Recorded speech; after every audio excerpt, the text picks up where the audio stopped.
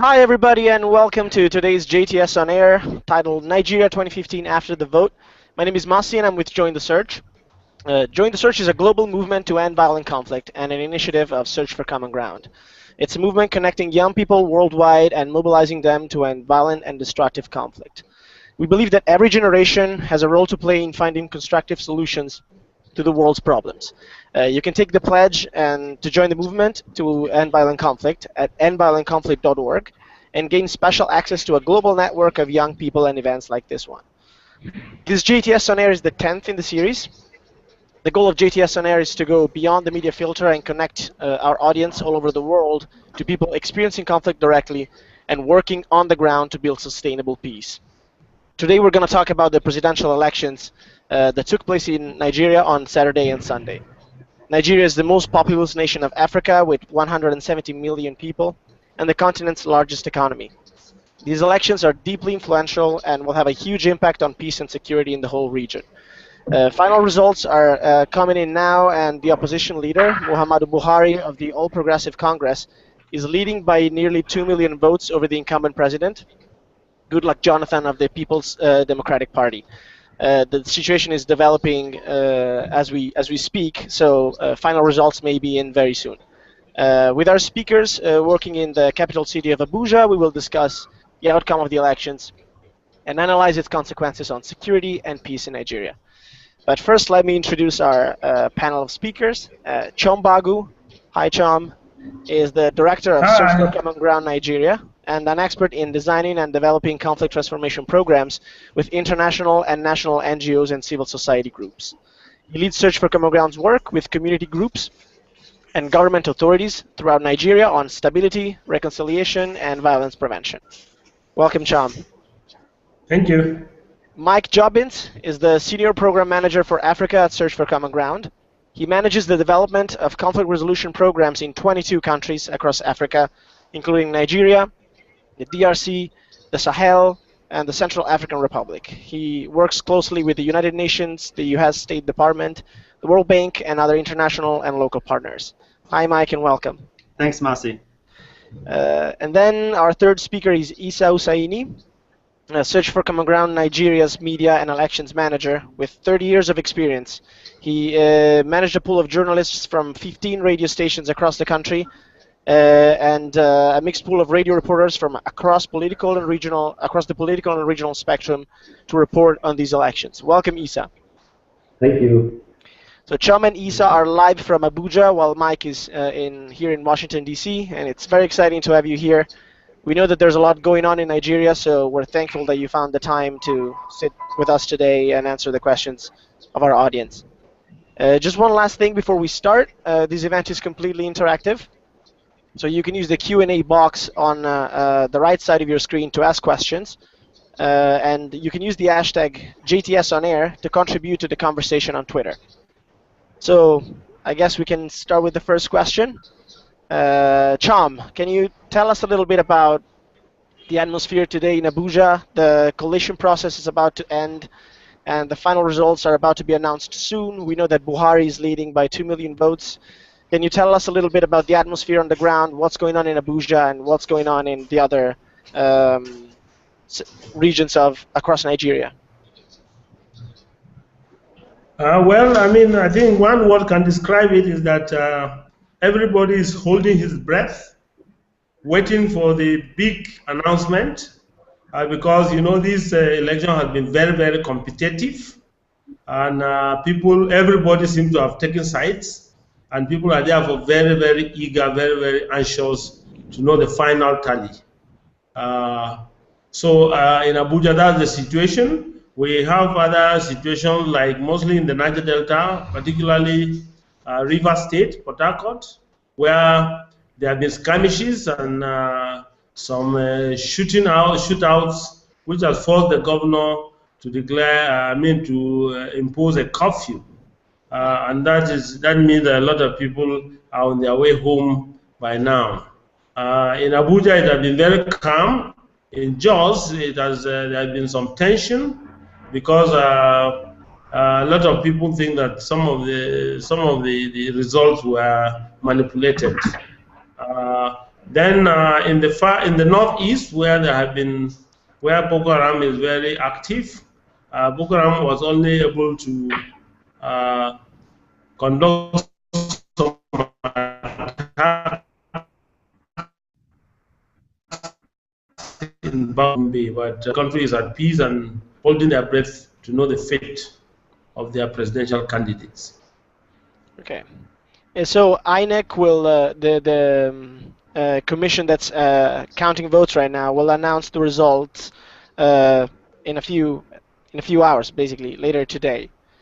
The UN Secretary General Ban Ki-moon praised the determination and resilience of Nigerian voters and said in a statement that the voting process has been largely peaceful and orderly. But it's interesting to hear from you about what happened at the voting booths on Saturday and Sunday.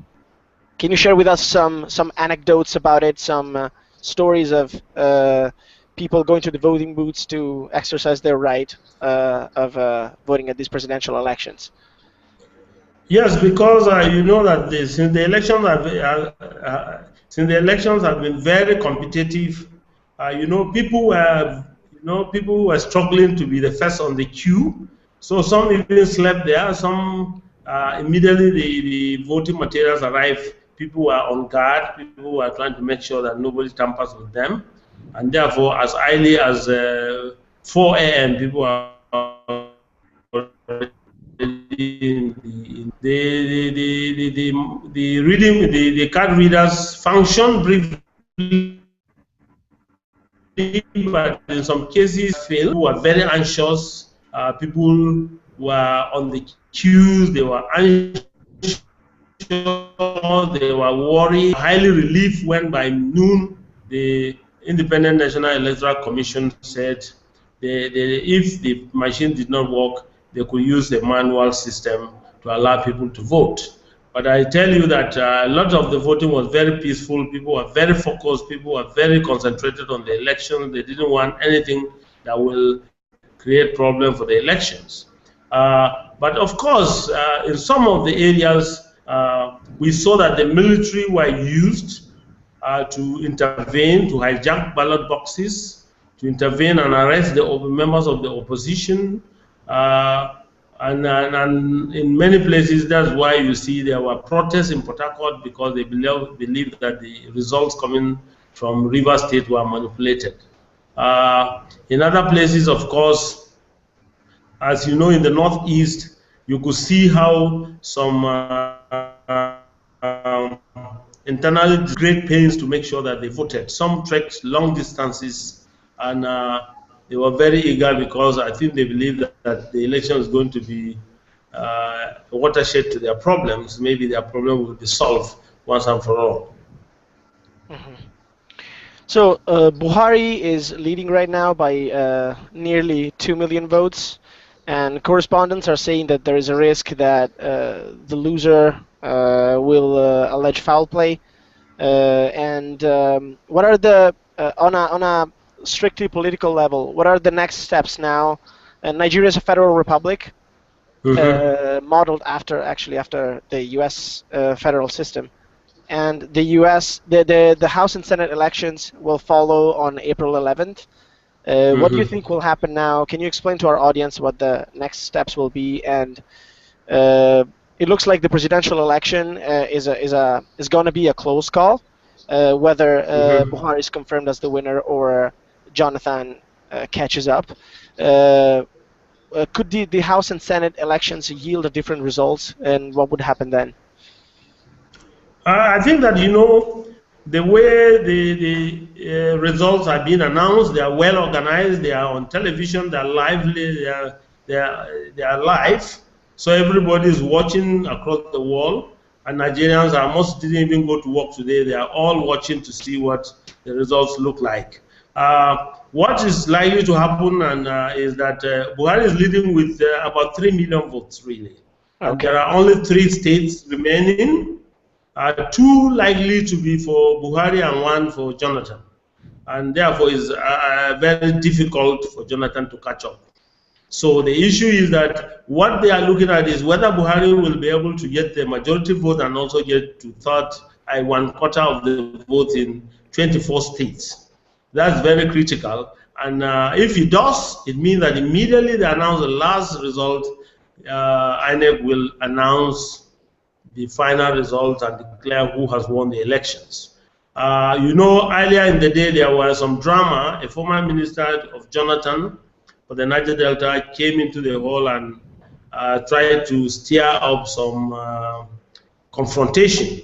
But I think it was well managed, and that gives a lot of hope that the situation is under control, and therefore, when the final victor is announced, we assume that people will just sigh relief and go back and start looking forward to what is going to happen in the next elections. The next elections are critical because that will involve electing state governors, very powerful people who have become the main political force in Nigeria, and their houses of assembly. Now, the trend that I see is that there are some states that feel that the elections were manipulated against them. And I think that in those states you are going to see a lot of vigor in the campaigns and a lot of activity. People are going to be trying to make sure that if the results were manipulated, that they put things in place to be able to stop that. And also, you know, Nigerians, the good thing about this election is that everybody is documenting, everybody is keeping their documents, taking pictures, making sure that when the cases go to court, they have evidence to back their claims. So I think that the next step, therefore, are going to be you announce the winner, and then everybody goes back to the planning stage on how they will campaign for the state elections. And that will be really a big challenge. We hope that the peace that has held during the presidential election will continue up to April 11th. Thank you, Cham. Thank you for your insight. And a question for Isa. Isa, you used to report on the State House in Nigeria. As a former correspondent, what do you think a new government will look like? Well, the new government will look like they will try to have an all-inclusive government. We want to bring even those who lost the elections in terms of sort of stability within the system. I think that will go a long way if they do that. Okay, and a question for everybody on our panel, I guess. One of the main points of debate leading up to the election was security. Goodluck Jonathan and Muhammadu Buhari have different ideas on how to tackle the threat of violent extremism, and especially how to confront Boko Haram in the northeastern territories. Can you tell us a little bit about how the results of the elections will impact security in Nigeria, and how the confrontation between the government and Boko Haram will develop? All right, let me say that on the security front, of course, you know that Buhari is a former general, and in fact, most of his years as a general was in Jos, and including the Northeast. So he's well schooled about what is in the Northeast, and he knows the neighboring countries because he has been dealing with the rebels from Chad and Niger. So everybody agrees that Buhari will be able to deal with the immediate challenge of Boko Haram, in the sense that to really chase them out of the places they have taken control of and be able to kind of neutralize them. The biggest challenge is that we do not know the phase that Boko Haram will assume after they have been removed from those areas that they presently occupy. The issue will then be whether Buhari, as a military man who believes in military force, will be able to develop an counter-terrorism policy that will adequately be able to check the different manifestations of terrorism that we assume will happen when Boko Haram is fully removed from the public scene. So for me, I think that the immediate future looks like we crush Boko Haram, make it, a non-issue as such, but then look at how we can manage the new manifestation that a terrorist organization like Boko Haram is likely to assume. Mm-hmm. And Mike, do you want to add something? Yeah, thanks a lot. If I could jump in, I think one of the things that Chom said that's particularly important is really how the next government is able to pivot from defining a struggle against Boko Haram towards the broader and in some ways more challenging question of how do you build security in the northeast of Nigeria and in the Lake Chad Basin, and really articulate a positive vision that involves both communities and reestablishes trust in an area that has for a very long time either seen themselves abandoned or in some case even feel like they've been treated as opponents of the state and of the federal and authorities. And that's going to be a challenge for both for a Buhari administration as well as for a Jonathan administration. There are deep structural challenges that will face any new government in Nigeria, and it'll be very important for Nigeria's international partners to manage expectations around the new government. If there were easy solutions, they would have been found already. But that strategy of working with communities and making sure that changes that are being seen at Abuja and being fought for at the Abuja level really reflect on the ground and in the communities in northeast Nigeria and among its neighbors is going to have to be central to any new administration's policies towards building security in the northeast.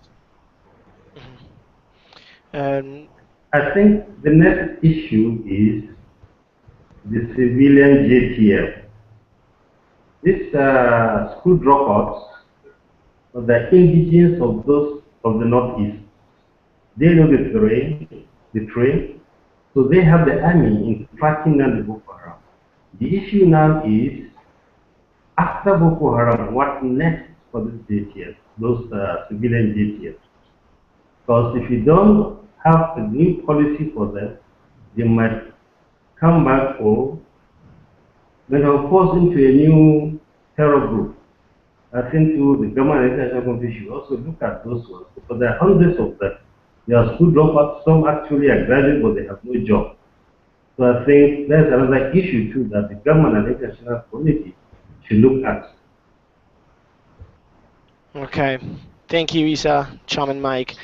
Yeah, and well, the threat of Boko Haram has received the media limelight all across the world, but a lot of people don't know about the other political, social, and religious drivers of conflict in Nigeria. Could you talk about them and about the plans that the two main candidates have to address these drivers of conflict? I think that in the central region of Nigeria, there is another huge challenge, which is the challenge which is between farmers and herders. And this confrontation has evolved into what we call rural banditry. And this rural banditry manifests itself in midnight killings that the security forces have not been able to deal with.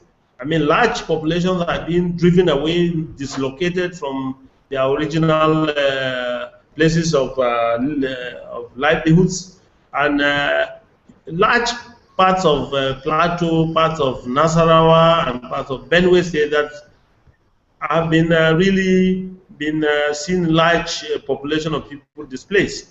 So I think, increasingly we have what we call a Fulani, the Fulani question, because it is seen as if the herders are the real drivers of conflict in the central area of Nigeria.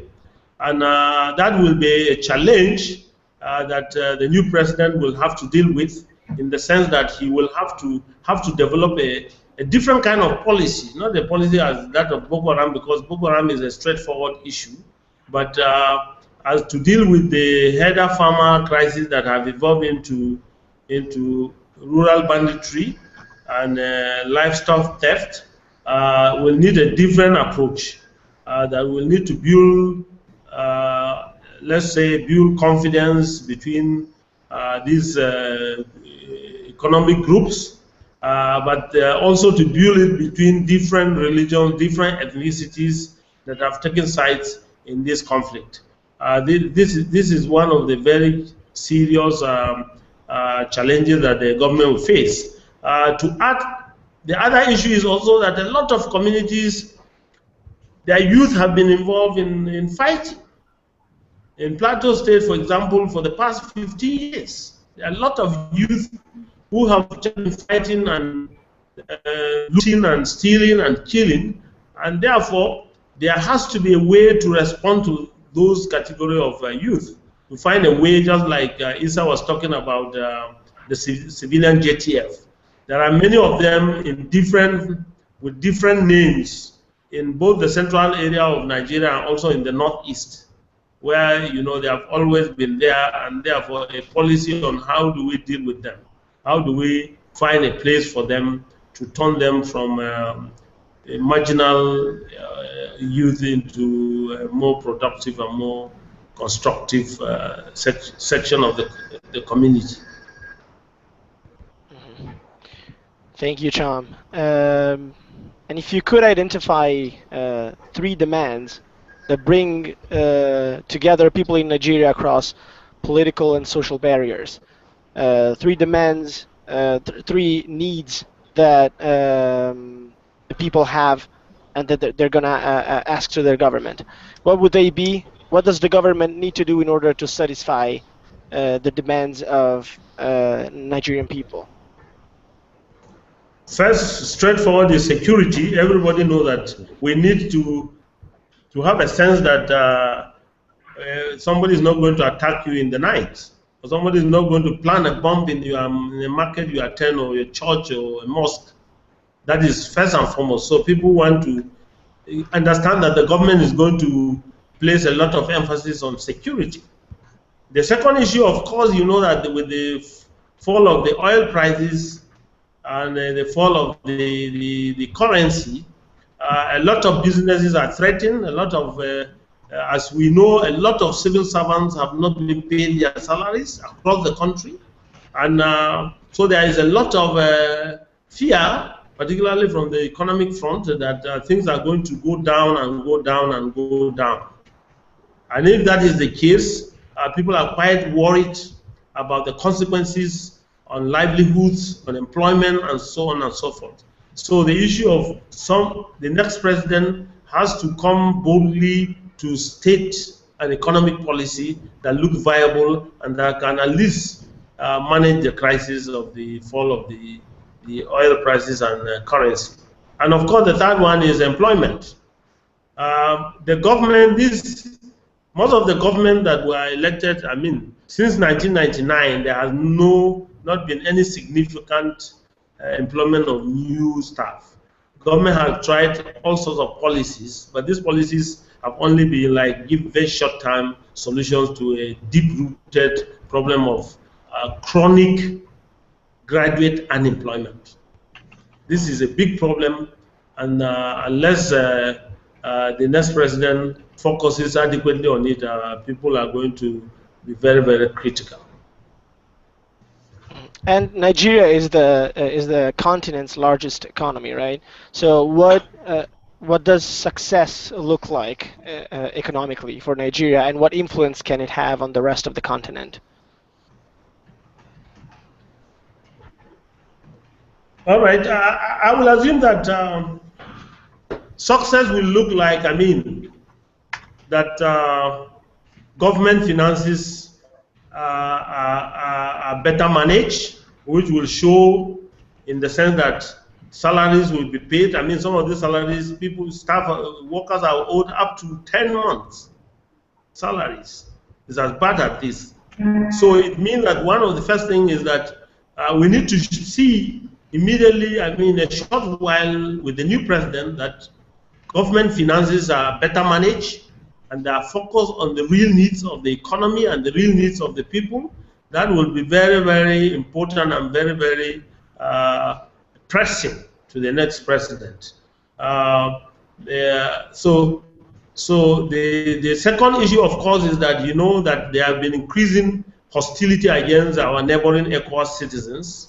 who have a right to come to Nigeria, but increasingly because of both the conflict and the economic problems, we've been seeing a trend towards people becoming anxious about neighboring people coming to seek for jobs or economic fortunes in Nigeria.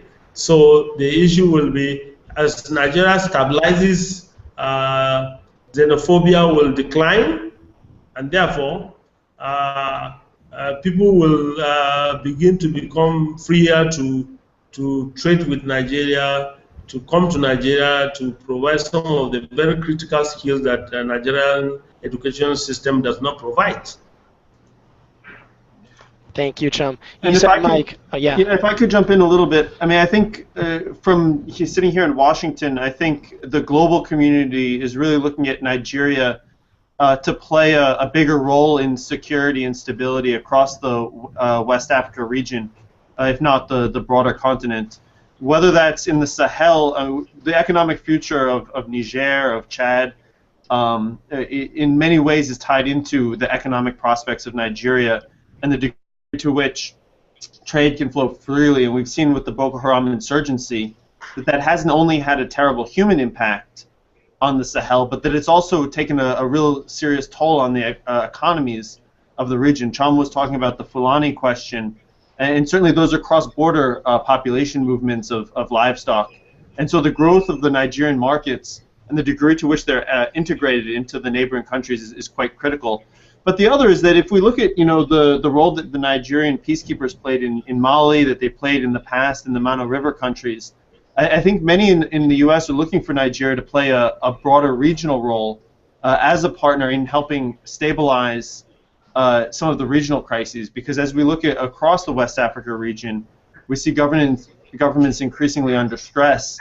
And to the extent that Nigeria is grappling with its internal challenges, both on the economic side as well as on the security side, it hasn't been able to play its historic role as a bulwark and a real partner for the global community in trying to reinforce peace on the African continent as a whole. And so I think many will be looking not only to the domestic policy of the new administration that comes out of these elections, but also at the foreign policy and the role that Nigeria, as it sits in the Security Council, its role in New York, its role in ECOWAS, and its role as a bilateral partner in the region to share its experiences and share its ability to cohere around some of the key themes and some of the key priorities facing the region. I think that's something that many here in Washington will be looking to, and certainly in the other capitals around the world.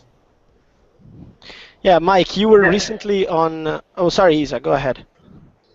Yeah, but in this sense, when you talk about the military in Nigeria, yes, they play a vital role in UN peacekeeping force, and they've been in so many AU missions as well.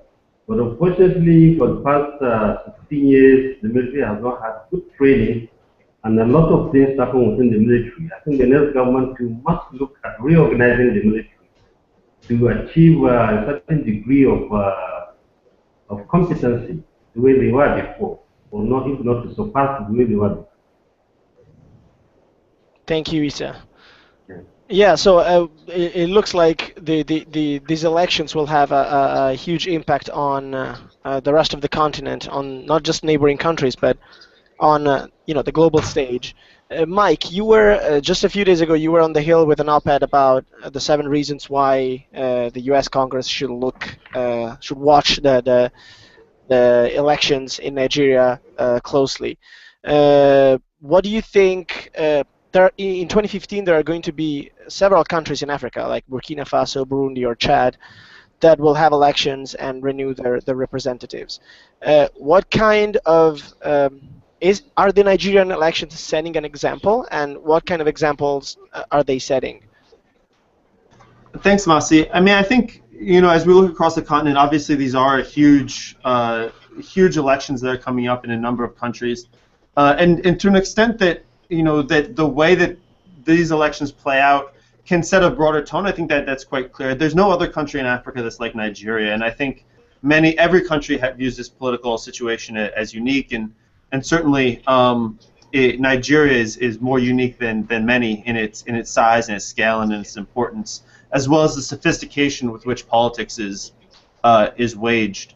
But I think Nigeria, the outcome of these elections could be quite useful, not only in leading towards a Nigeria that's more able to play that continental role I was just talking about, but also in helping overcome one of the major hurdles, and that degree of uncertainty, that degree of uncertainty over how elections violence would be managed, and the fact that despite the challenges, elections violence has been managed relatively well, is certainly a fear that's being shared across elections in Congo, elections in Burundi, and elsewhere. And so it certainly can create a positive trend line.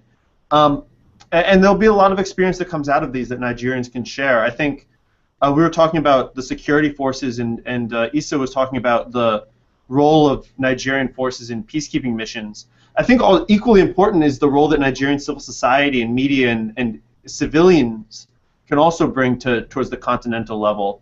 I mean, I remember I was in Nairobi a little while ago talking with Kenyan civil society groups, and as they sort of envisioned how they can provide input towards a more effective response to the Al-Shabaab crisis and the violent extremism on the Kenyan coast. And there's a real lesson that Nigerian groups can share with their Kenyan counterparts, not only on the military side, but Nigerian civilian administrators, Nigerian government, and most importantly, Nigerian human rights groups, Nigerian civilian groups, can really share an experience that can really have an impact at the continental level. And so I think that's really quite important as well to make sure that we're not only thinking about Nigeria's role in promoting a more stable future in purely governmental terms, but also the role that Nigerians, through the tremendous wealth of human resources and through the tremendous wealth of skills and capacities, can bring and also share on that side. And certainly that's true of elections, but also across a range of other domains. Mm-hmm. Thank you, Mike. It looks like we lost Chom momentarily, but he's going to try to join us again. A question for on this note, Mike and Issa.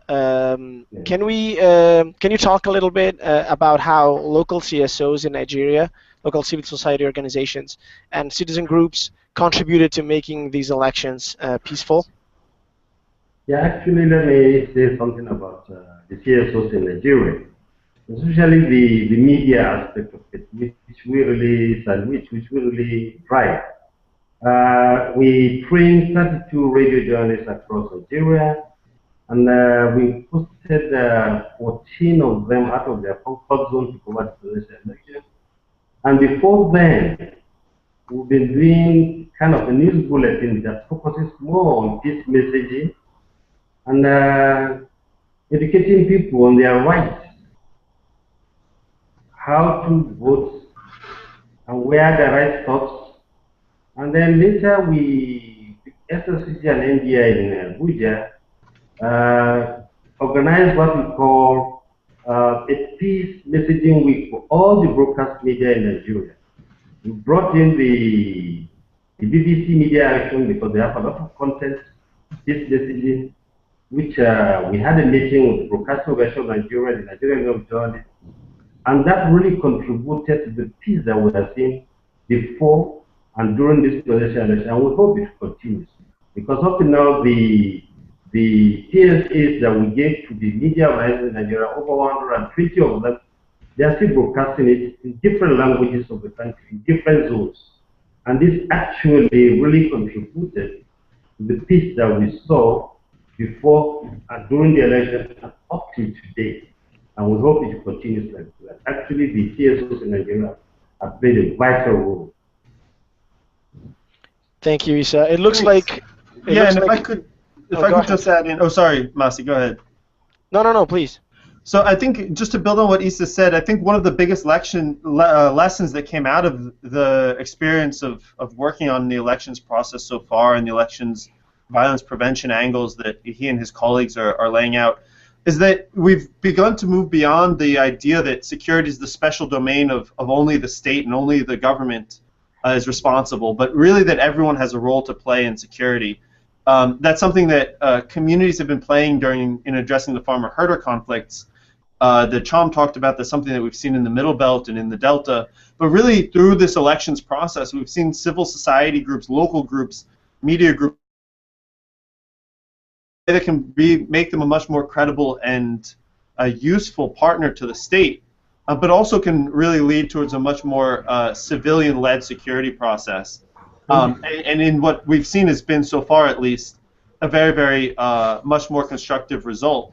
And so I think that's one of the lessons that we can take from this experience, at least so far, both as we try and address some of the other security challenges in the Northeast, but also as we share the experiences of Nigeria elsewhere on the continent, is that role of really civilian-led peace building through community groups, through the radio stations, and through sort of the mass mobilization and the will of ordinary Nigerians to see a different kind of process for their elections to unfold. Thank you, Mike. Yeah, it looks like results from Sokoto are in, and we're getting close to a final announcement of the winner. So maybe we'll hear victory speeches and concession speeches very soon. And it would be interesting to talk a little bit about what Search for Common Ground has been doing in Nigeria to support peaceful elections. We got Chom back. Hi, Chom.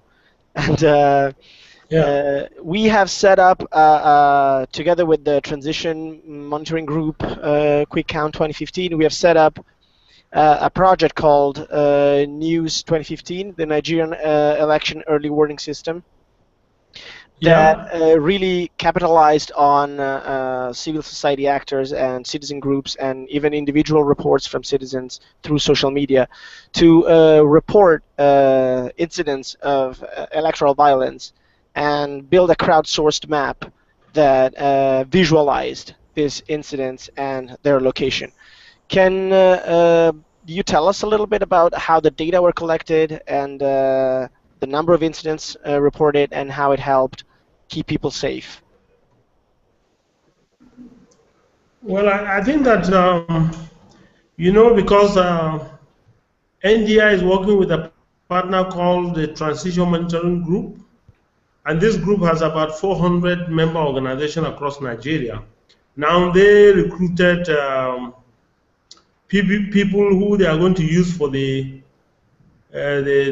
parallel voter tabulation, and they were deployed to all the 774 local governments areas, and they were reporting every 2 weeks. They were reporting incidences involving violence, involving disruption of campaigns, attack based on ethno-religious basis, and so on and so forth. And these reports were shared with government, with security, other partners, and different NGOs operating in different parts of the country. Search for Common Ground has managed that, because Search for Common Ground collects those reports, verify them by calling back to those who send them, and try to get more detail, and verify them and try to get more details. The second level is that we also, because we have crowdsourced software, it means that we're able to also get some reports from the crowdsource, and therefore help us to understand the dimensions of this problem. The third leg to this early warning is also working with the News Agency of Nigeria, which it covers all the country, especially rural areas, and we're able also to triangulate the information we collect from the PVT guys out there. Now, as I've said, the reports are shared with the Office of the National Security Advisor, with the National Orientation Agency, with the police, with the INEC itself, and then with civil society in general.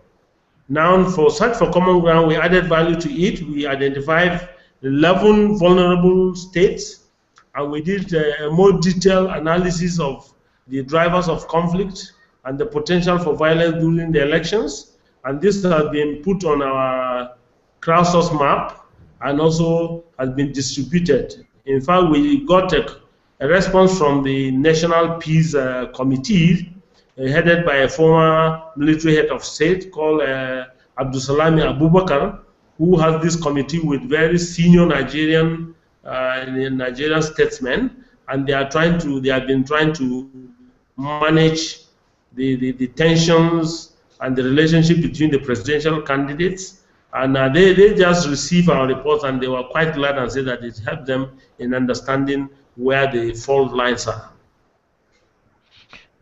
Thank you, Cham. We have a question from our audience, from Sandra. Sandra, thanks you for your invaluable contribution in this discussion, for your work. Could you tell us more about the role of the media in these elections? We were just talking about how central media could media have been. How are they helping or not helping to create a climate that helps foster peace? Actually, the media has been very helpful in this election. What happened is that they are more focusing on peace messaging. Unlike before in Nigeria, the media would have been watched with a lot of misinformation on the election. Some will even go and publish results that are not announced by anyone. But this time around, the media focuses more only on INEC as only authentic agency that can release the results, unlike before. So you see, the media has done a lot, especially recently, was it last week, when we had the meeting to the election. Actually, it was for quite a whole week. We got the Nigerian Young Journalist President, who issued a statement to his members, telling them, look, there's a code of conduct for election coverage, which every journalist in Nigeria should imbibe in order to have peaceful elections before, during, and after the election.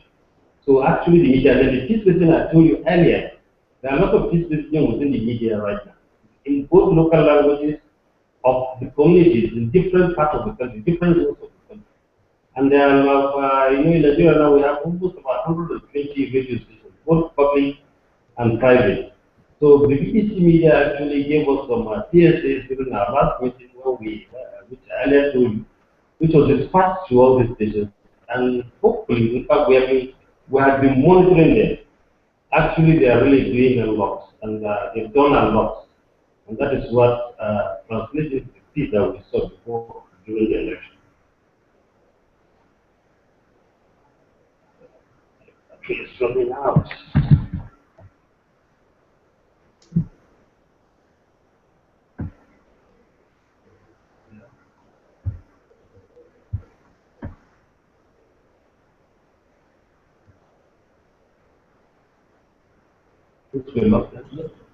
Hello?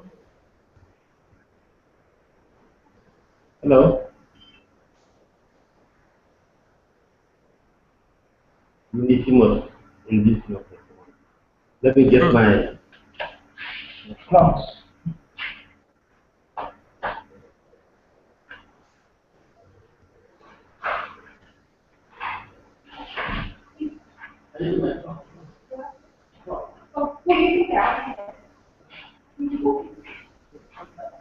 Hi, so it looks like our internet in DC has cut out. In the meantime, Cham, I'll ask you another question that we received from the audience. Thanks so much. As you imagine, there's been quite a lot of demand, I think, on the bandwidth all across the board as the excitement rolls out around the elections. So apologies. Looks like we're back on air over here. Great. So while Masi's coming back on, I'll ask you this question that we got from Susie. Susie said, you mentioned that Jonathan's opponent, if he wins, will be able to expel Boko Haram due to his familiarity with the area and his military background. Why will he be able to do it when Jonathan hasn't been able to? What will he do differently to succeed? And will they be brought to justice or just killed? Well, I think that, let's say that Jonathan, in the first place, there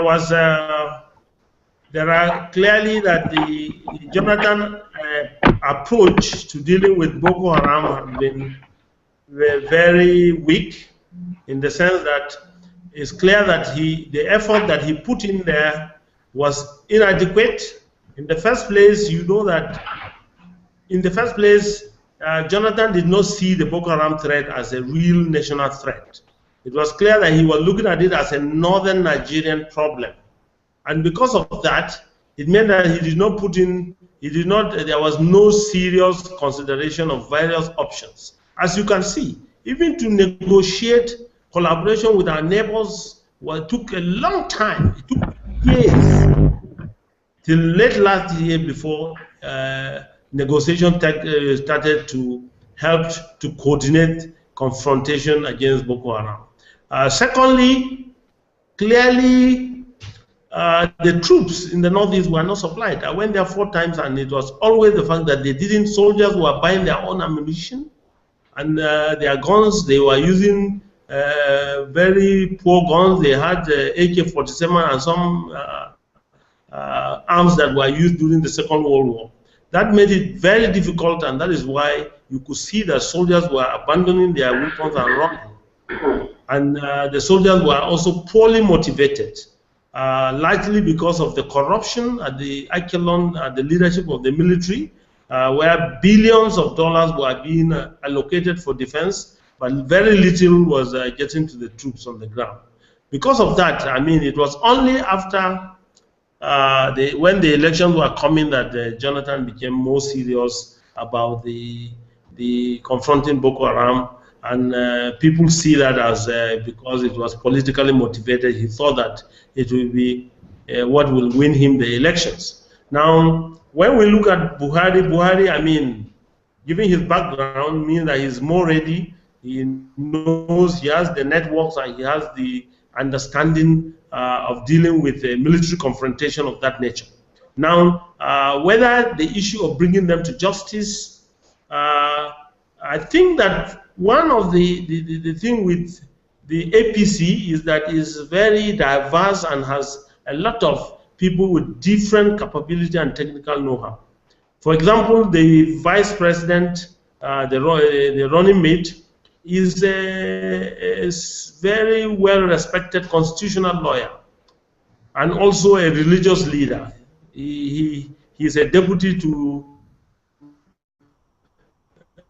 in a church that so people have some confidence that the military excesses that Buhari may want to bring to bear can be checked by a vice president that is well-schooled and well-respected and is coming from a section from the southwest which has been a pillar of the support for Buhari. So I think that there are adequate checks and balances within the party, and we assume that within the government that will be formed that can make sure that the abuses of human rights will not just be allowed to happen. Great, thank you, Cham. Back online after our bandwidth issues. And You're welcome. But while I was away, I heard that the results from the Delta State are in, and the only remaining state is the Borno State in the northeast. So it looks unlikely that that Buhari's lead will be overthrown. So we should be hearing victory and concession speeches pretty soon. Mike, do you wanna? Yeah. Oh. I think those are our latest, and I imagine, I think we've been hearing a string of victory speeches already on Twitter from both sides. And I think what'll be really critical to see is the degree to which parties are willing to accept the results. We know that already there'll be quite a few challenges, but it seems like there is quite a substantial lead that's emerged on the Buhari camp. So perhaps maybe Cham and Issa could talk a little bit about what we expect will happen when Borno does come in, and what those next hour or two will look like. When Borno comes in, I believe the vote will favor the APC candidates. If you look at this, the IDPs are more in Borno. They trek long distances to go and cast their votes. And when they can fetch backward, when they are distributing the permanent voters card, they came out en masse and demanded for their voters card. God willing, they got it. And they voted overwhelmingly actually for the APC because they need a kind of a change. They need a place, kind of a safety net And they believe the APC is the only party that can give them that. So I see the APC having upper hand in Borno than PDP. Yeah, I mean, to add to that, I think that one, I mean, of course, there have been speculation that the president and his people have been planning to hand over to the military if they do not win. But I think that it will be extremely difficult for that to happen, given the way that the results have been collected and are being presented to the country. I think it will be very difficult for anybody to attempt to hand over to the military. So I believe that immediately the last results comes in, we should have an announcement of the winner, and it's obvious that the Buhari is leading with 2 million votes. 1.2 million votes have been added to the PDP. So that is what I believe should happen, and I can assure you that there will be so much jubilation across the country. And that may become something that will help to calm down people so that the next election will not have as much tension and as much violence as we witnessed this time.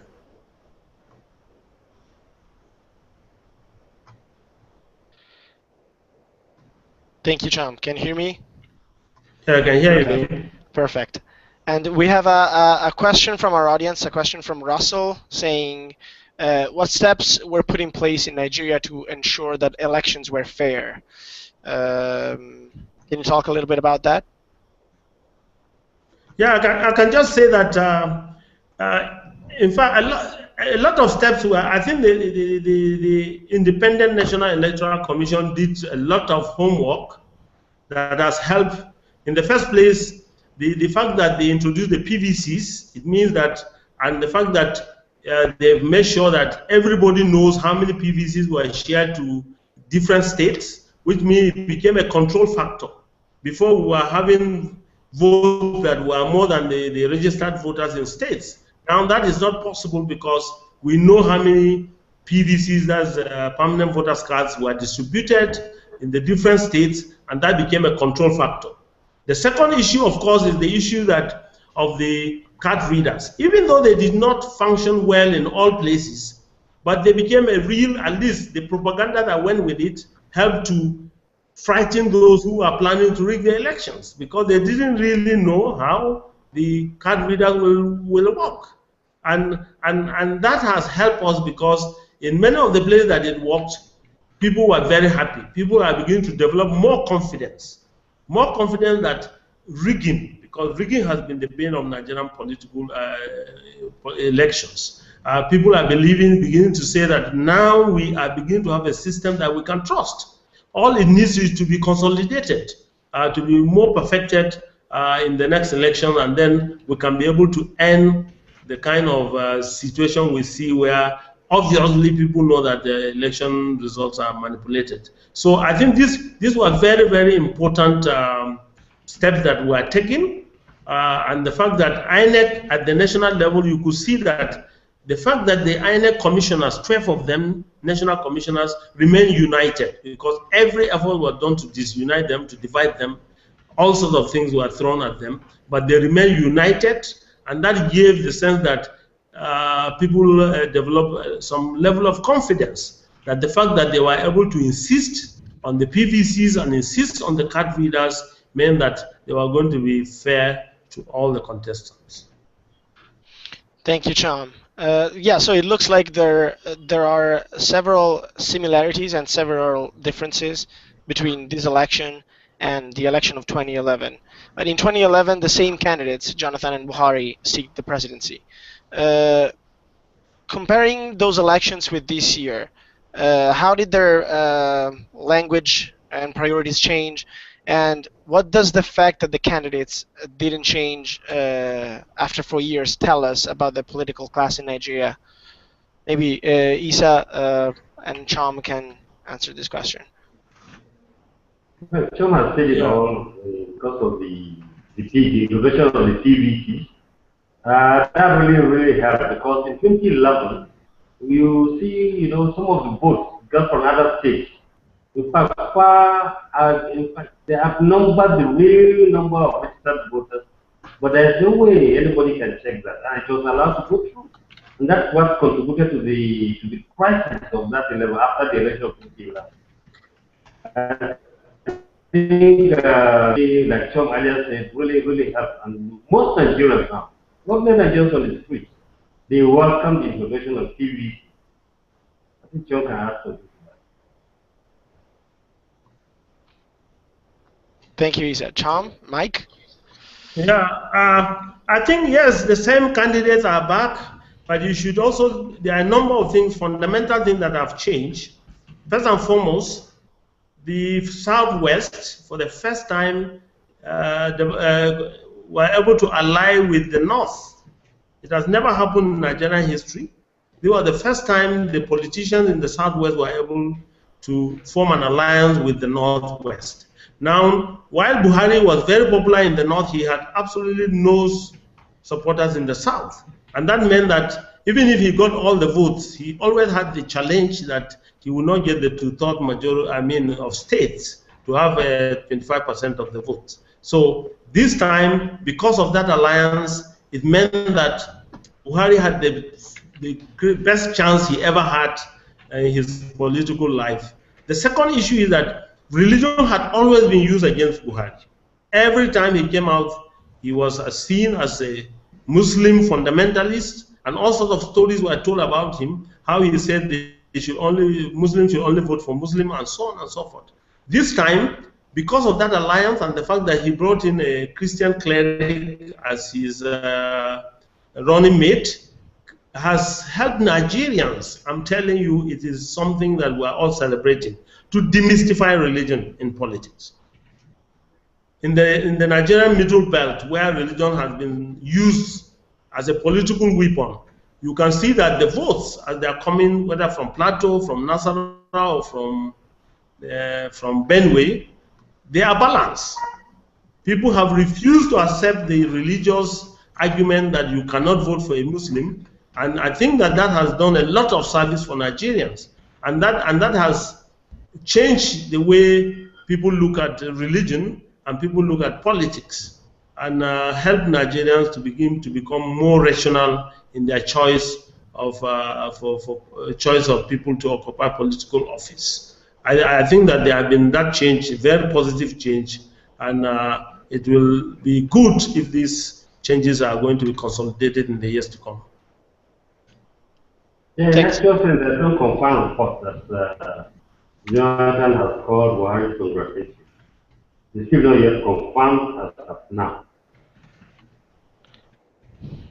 Thank you, Chom and Isa. And how is Search for Common Ground going to help consolidate these changes and support a peaceful post-election transition? Well, as you know that we have really waged a very strong campaign for peaceful elections.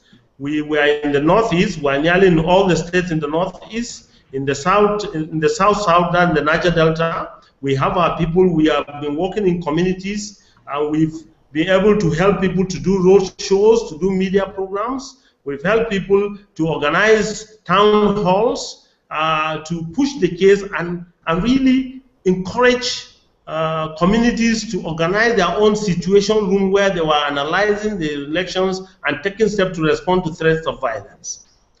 We've done that much, and we've of course been communicating with all sectors, both government and private. As in Jos, you know, we have what we call a peace architecture dialogue, and we've worked with the Independent National Electoral Commission, we work with the state government, we work with political parties and civil societies to analyze and strategize on how to make the election peaceful. So we are sure that this has placed us in a position that we will be able to support a constructive engagement between civil society, government, but also with the opposition. We already are planning to, what we want to do, we do no harm training, we do conflict sensitivity to government officials. We think that this is an opportunity to expand that program and make sure that the new governments really understand that government activities, if they are not well planned, can really be drivers of violence. And then, of course, we are also trying to, the Northeast is going to be critical to peace in Nigeria because of the dislocation and the undermining of livelihoods. So we're working very hard to make sure that as new governments emerge in the Northeast, we are there and we're able to engage them and see how we can help to revive communities, to help people to go back to their communities and settle and organize their communities in a new way.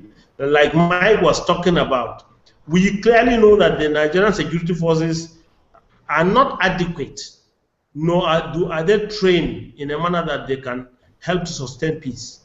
And given the fact that terrorism has become a reality in Nigeria, it's important that we create an environment around communities where communities are also participating in their own security. We believe that that's very critical, and that should be a model that can be. We've already started it in Plateau State, and we want to really develop and consolidate it in the Northeast. Thank you, Chom. So it sounds like Search for Common Ground's role has been prominent in ensuring that the election process and the post-election process are peaceful. So thank you for your work. And we are hearing reports that Jonathan has called Buhari to congratulate him. Is that what you're hearing over there, or is this confirmed? Yeah. Okay. Well, we're online, so we don't really know, but it has come on social media. He has congratulated him, and I mean, what I know for sure is that Jonathan, the way he is, he will do it. Okay. Yeah. All right. Thank you, Cham. So it looks like we are running out of time, but as a closing remark, an open question for all three of you. If you had to choose an adjective that describes the future of Nigeria from in the post-presidential election phase onward, what would that be? For me, it will be, let me see. I think the phrase I would want to use is that there is light at the end of the tunnel.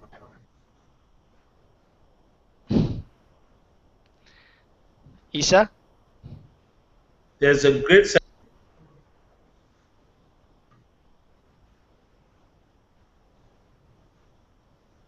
Maybe we lost Isa. Mike? I think I just echo Cham's sentiment and say I think that Nigeria has a very bright future, no matter what comes out of these elections, but certainly to the extent that they're done peacefully, it's all the brighter. Great. Thank you so much for taking the time to sit down with us and answer these questions and really give a view from the ground of how things are looking in Nigeria. Thank you for sharing your insights and giving us this perspective. And thanks to everybody who followed this event online, for asking your questions on Hangouts and Twitter, and for sharing your thoughts and ideas. Make sure you follow Search for Common Ground Nigeria on Facebook and Twitter, as they're posting real-time news bulletins and interesting resources to keep people informed about these very hectic hours and the post-electoral period. JTS OnAir will be back soon with more talks, ideas, and speakers from all over the world. The podcast of this talk will be downloadable for free online at sfcg.org. And Search for Common Ground's Facebook page and look for @SFCG_ on Twitter to get updates from 35 countries in Africa, the MENA region, and Asia. Again, thank you, Cham. Thank you, Isa. Thank you, Mike, for being with us today. And we hope to see everyone in our audience next time as well. Thank you. Thank you, Mercy.